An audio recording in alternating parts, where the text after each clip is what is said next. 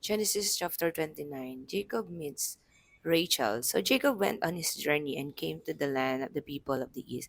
And he looked and saw a well in the field, and behold, there were 3 flocks of sheep lying by it. For out of that well they watered the flocks. A large stone was on the well's mouth. Now all the flocks would be gathered there, and they would roll the stone from the well's mouth, water the sheep, and put the stone back in its place on the well's mouth. And Jacob said to them, My brethren, where are you from? And they said, We are from Haran. Then he said to them, Do you know Laban the son of Nahor? And they said, We know him. So he said to them, Is he well? They said, He is well, and look, his daughter Rachel is coming with the sheep.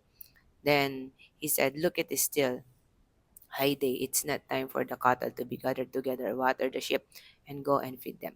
But they said, We cannot until all the flocks are gathered together. And they had rolled the stone from the well's mouth. Then we watered the sheep.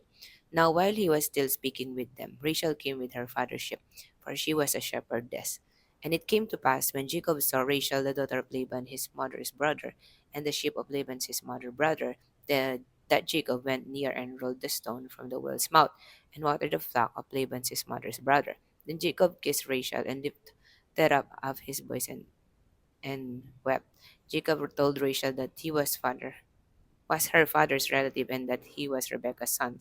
So she ran and told her father. Then it came to pass, when Laban heard that report about Jacob his sister's son, that he ran to meet him and embraced him and kissed him. And he brought him to his house. So he told Laban all these things. And Laban said to him, Surely you are my bone and my flesh. And he stayed with him for a month. Jacob married Leah and Rachel. Then Laban said to Jacob, Because you are my relative, should you therefore serve me for nothing? Me for not. Tell me, what should your wages be? Now Laban had two daughters. Now Laban had 2 daughters. The name of the elder was Leah, and the name of the younger was Rachel. Leah's eyes were delicate, but Rachel was beautiful of form and appearance. Now Jacob loved Rachel, so he said, I will serve you 7 years for Rachel, your younger daughter. And Laban said, It's better I give her to you than I should give her to another man. Stay with me. So Jacob served 7 years for Rachel, and they seemed only a few days to him because of the love he had for her.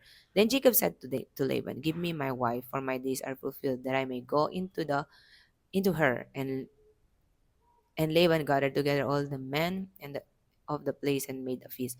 Now it came to pass in the evening that he took Leah his daughter and brought her to Jacob, and he went in to her.